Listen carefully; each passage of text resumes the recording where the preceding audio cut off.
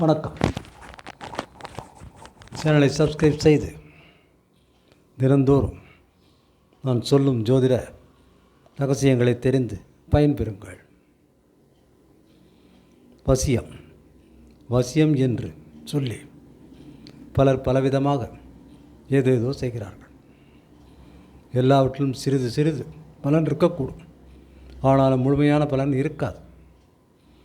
ஏனென்றால் ஒருவரை வசியப்படுத்துவது என்பது கடினமான காரியம், சுலபமானது அல்ல. சரியான காரணங்களுக்காக, உண்மையான காரணங்களுக்காக வசியப்படுத்தும் போது கணவன் மனைவி, காதலர்கள், தந்தை பாசம், தாய் பாசம், பிள்ளைகள், இப்படி நியாயமான வசியங்களுக்கு வசிய மந்திரங்கள் பொருந்தும். வசியத்திற்காக தேவைப்படுத்தப்படும் எண்ணெய்கள், மூலிகைகள் ஒரு சுமாரான அளவில் தற்காலிகமாக செயல்படலாம். ஆனாலும் கூட அதற்கென பிரத்யேகமாக மந்திரங்கள் உள்ளன. அவைகளை சொல்லி உருவேற்றி நம் மனதில் அதை பலப்படுத்தி நம் மைண்டு வழியாக, நமது மனதின் வழியாக மனதுக்கு மனது தூதுவிட்டு வசியம் செய்யும் முறைகளை முன்னோர்கள் சொல்லியிருக்கிறார்கள். கரூர் சித்தர் கூட நிறைய இது போல விஷயங்களை சொல்லியிருக்கிறார்கள். அவற்றையெல்லாம் விரிவாக நாம் பின்பு பார்ப்போம். இருந்தாலும் கூட வசியம் செய்வது என்பது நல்லதா கெடுதலா என்றால், நல்ல காரியங்களுக்காக, நியாயமான விஷயங்களுக்காக வசியம் செய்வது தவறில்லை.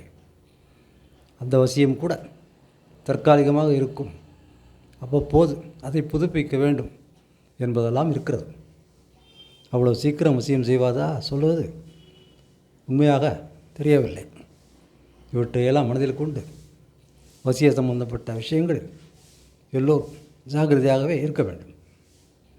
இதில் சிவமந்திரங்கள் இருக்கின்றன. சிவமந்திரங்களை வைத்து வசியம் செய்யும் முறைகளைத்தான் கரூர் சித்தர் கூறியிருக்கிறார். கரூர் சித்தர் பல விஷயங்களை வசியப்படுத்தவும் கட்டுப்படுத்தவும் சொல்லியிருக்கிறார். அதை நசி, வசி, மசி என்றெல்லாம் சொல்வார்கள். அவற்றில் மிருகங்களை கட்டுப்படுத்த இருக்கிறது. அந்த மந்திரங்கள் சரியாக உபயோகப்படுமா என்றால் படும்.